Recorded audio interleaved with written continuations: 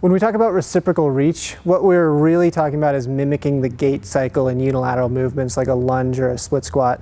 So instead of the standard sort of Lego man split squat where everything's rigid, we're going to have, you want some thoracic rotation if you think of your sternum moving. We're also thinking of where your pelvis is at rotationally, and we want to see a little bit of arm movement. You don't have to really exaggerate that. If you think of, if you're doing a lunge with your left leg forward, you step back this way, this shoulder, think of shrugging this shoulder blade back a little bit, and that'll be about enough to get you the amount of thoracic rotation that you need.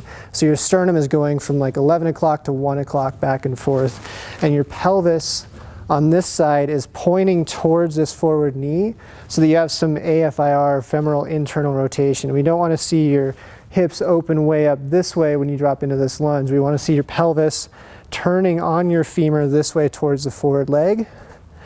And then as you do the lunge, you're reaching this way just a little bit. Mostly we're worried about your thorax and your sternum, not so much your arms, but you can do a little bit of reach with your hands just to make sure that you get the pattern.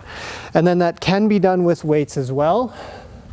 Just think mostly of filling the space where your trailing leg is leaving here. So you're not stacked up evenly, you're just rotated a little bit this way in the lunge pattern.